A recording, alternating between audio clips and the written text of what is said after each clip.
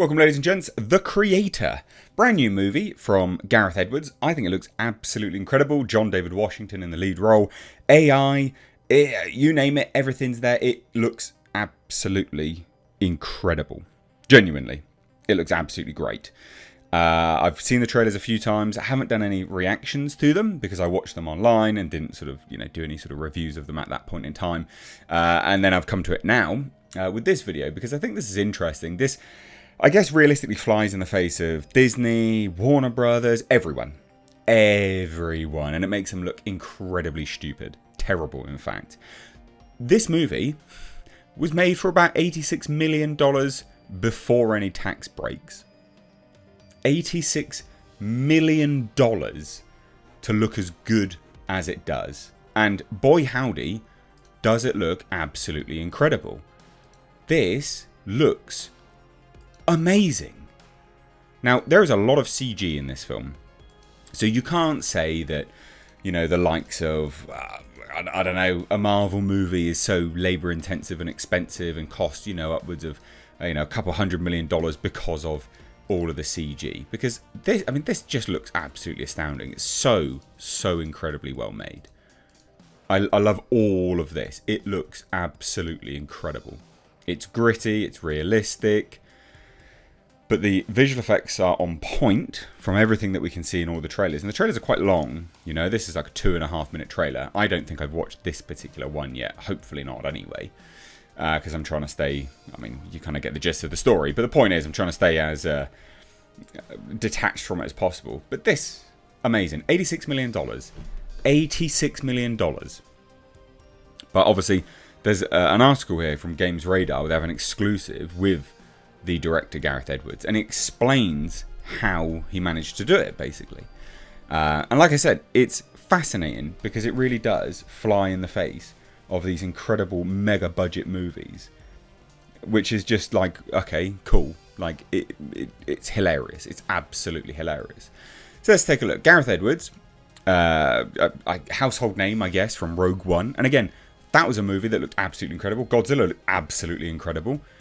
And that's one of those things that you look at and you go, okay, there's clearly something in this then. Very clearly something in this then. But apparently it was his incredible first feature, Monsters, that influenced the creator and how he went around shooting it. So Edwards explains in the Total Film magazine, which is out on Thursday. So the 2010 movie, which follows two characters, blah, blah, blah, it was shot in Mexico for $500,000 and had a crew of only 7 people. That's part of it, is keep the crew small. Because they pay so much money for crew. But the creator's budget is $86 million. Edward tells Total Film that he remains very influenced by his directing style. And you can see in this image here. Very, very few people. Very, very few people. If you do low budget film and you write the pros and cons out of having no money, you just swap them over when you do a high budget film. Everything that was easy becomes hard, and everything that was hard becomes easy. So the ultimate goal is, how do you get both things easy? It's not as simple as just doing a mid-level budget film. So what is the secret? We were guerrilla at times, says Edwards. We got down to just a few of us. We went to the top of the Himalayas, and it was just me, John David Washington, a camera guy, and Jim, who was the line producer on Monsters as well. We didn't even have sound at times. We went to Indonesia, Nepal, Japan, Cambodia, Vietnam, Thailand. I was really impressed with Oren, the director of photography who took over from Greg Fraser. Greg Fraser, brilliant, absolutely incredible director of photography. Oren's a real future rising star in the director of photography world. He's super smart. He's got a great eye, and I was shooting a lot of the film. I was operating the camera, like I did on Monsters and Rogue One. But Oren would be, he pauses to best express it, he wanted 360, the ability to turn at any point and see anything. I didn't want the actors to feel limited. And then apparently John David Washington drops in and adds, during the last month and a half of filming, when we were in Indonesia, Cambodia and Japan, I wasn't sure if this was a new Regency or Disney budgeted film or not. I was like, is this an indie?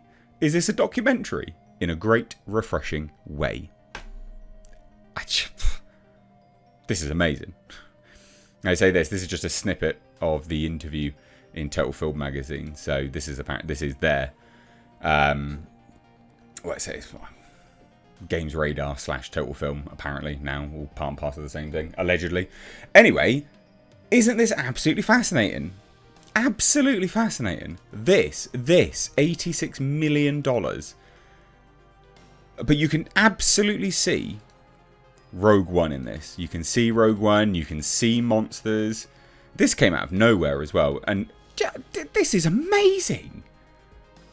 Like, I will be there opening day. September 29th, I'm there. I want to watch this. This is exciting. This looks incredible. Absolutely incredible. Normally what happens, and what lets down a low-budget movie, is the interaction from live action to CG creations. Normally it's that interaction. The compositing doesn't quite work. The textures aren't quite there. It just falls a bit short. It falls really into the uncanny valley. But this is exceptionally well made by the looks of it. And I think they've done a really good job of having the robots only have part of their skulls, CG'd out. So, again, the uncanny valley just isn't there. Like, it looks... Again, look at this. Just amazing. Absolutely amazing. And again, the DOP, director of photography, this cinematography is exceptional. So, isn't it funny that you have a film like this, $86 million, low budget, that's low budget. I'm pretty certain, if I remember rightly, The Joker was shot for $90 million. So, that's hilarious. So, when you look at this, shot for $86 million, as big budget as it looks, and it looks as good as it does, doesn't it just make you laugh when you look at the likes of Indiana Jones and the Dial of Destiny? And it was just woeful. Absolutely woeful. This, Jesus Christ, just this. I'm all about this. Beautifully made by the looks of it. Absolutely beautifully made. Yeah, I love this. I'm all about this. Some of it looks a bit like a video game, but that's a compliment. Video games look great in this day and age. We're far out of the realms of PS1. Put it that way. So I'm game for this. I thought this was hilarious. I thought you guys would find this interesting. A lot of it is just crew. These mega budget films have a mega budget because they're just pissing money up the wall on their crew. Locations, accommodation, food. They spend millions just on food. It's insane. So this is how you do it. This is how you make a good movie on the cheap.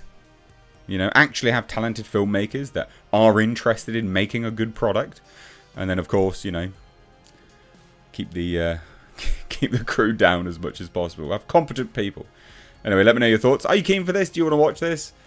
It's some good news for a change. I'm game for this. Cheers, guys. Take care. Bye-bye now.